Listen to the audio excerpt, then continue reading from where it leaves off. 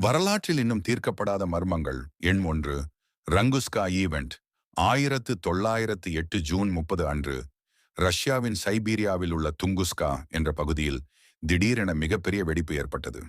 இந்த வெடிப்பால் சுமார் 2000 சதுர கிலோமீட்டர் பரப்பளவில் 8 கோடி மரங்கள் சாய்ந்தன என்று கூறப்படுகிறது. ஆனால் ஆச்சரியம் என்னவென்றால், அங்கு எந்த பெரிய பள்ளமும் கிரேட்டரும் காணப்படவில்லை. ஆய்வாளர்கள் என்ன சொல்கிறார்கள் என்றால், ஒரு சிறிய அஸ்டீராய்டு அல்லது காமெட் பூமியின் வளிமண்டலத்தில் நுழைந்து தரையை தாக்கும் முன்பே வானில் வெடித்திருக்கலாம். இதை எர்பஸ்ட் எக்ஸ்ப்ளோஷன் என்று அழைக்கிறார்கள். சுவாரஸ்யமான தகவல், இந்த வெடிப்பு சக்தி ஒரு அணுகுண்டை விட நூற்றுக்கணக்கான மடங்கு சக்தி கொண்டதாக இருந்திருக்கலாம் என்று விஞ்ஞானிகள் கருதுகின்றனர். எண் 2. Dancing plague.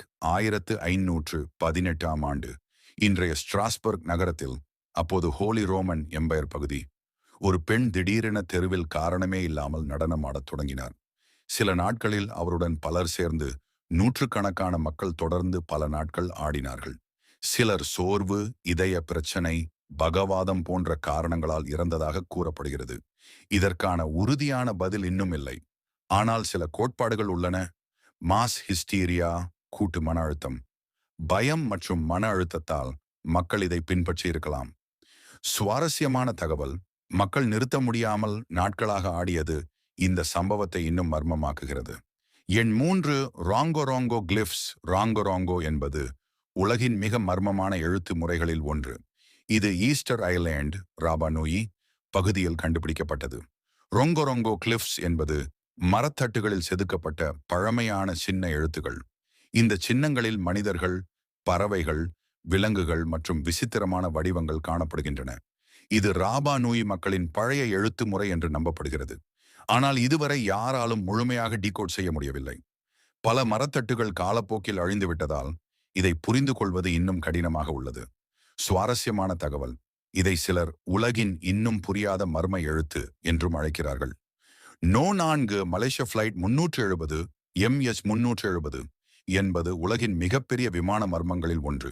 2014 மார்ச் 8 அன்று மலேசிய ஏர்லைன்ஸ் நிறுவனத்தின் MS 370 விமானம் குவலாலம்பூரிலிருந்து பெய்ஜிங் செல்லும் போது திடீரென காணாமல் போனது.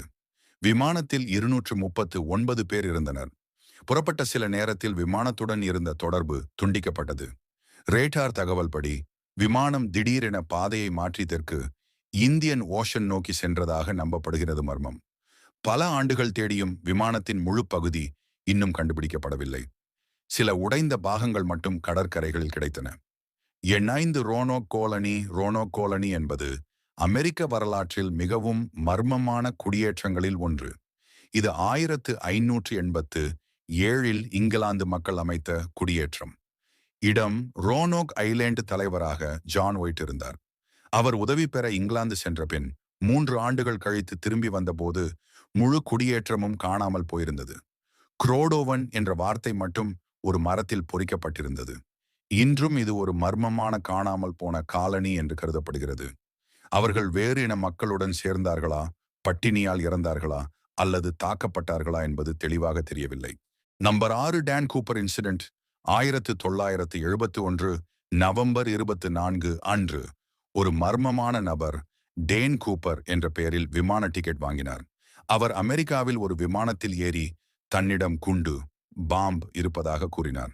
அவர் விமான ஊழியர்களிடம் $2,00,000 பணம், 4 பாராசூட் வேண்டும் என்று கோரினார்.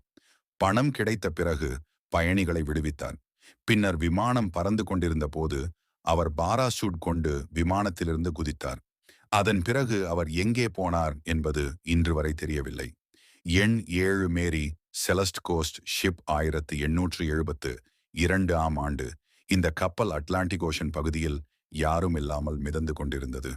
கப்பலில் இருந்த கேப்டன், அவரது குடும்பம் மற்றும் பணியாளர்கள் அனைவரும் திடீரென காணாமல் போயிருந்தனர். கப்பல் சேதமின்றி இருந்தது. உணவு மற்றும் தண்ணீர் இருந்தது. சரக்குகள் பெரும்பாலும் அப்படியே இருந்தன. ஆனால் அனைத்து மனிதர்களும் காணாமல் போயிருந்தனர். மர்மத்திற்கான சில கருத்துக்கள் என்ன நடந்திருக்கலாம்?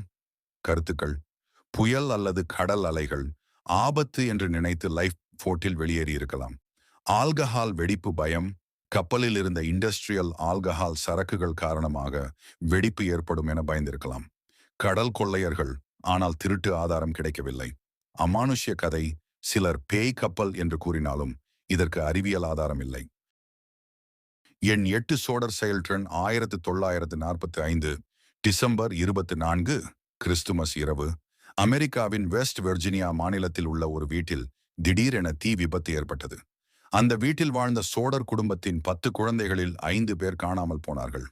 காணாமல் போன குழந்தைகள் மாரீஸ் மார்த்தா லூயிஸ், ஜென்னி பெட்டி தீயில் அவர்கள் இறந்து விட்டார்கள் என்று அதிகாரிகள் கூறினர். ஆனால் குடும்பத்தினர் அதை நம்பவில்லை.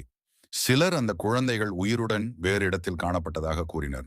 பல ஆண்டுகளுக்கு பிறகு ஒரு மர்மமான புகைப்படம் குடும்பத்துக்கு வந்தது. அதில் காணாமல் போன குழந்தைகளில் ஒருவரைப் போல் ஒருவர் இருந்தார். Number 8 Voynich manuscript. இந்த புத்தகம் சுமார் 600 ஆண்டுகள் பழமையானது என்று நம்பப்படுகிறது.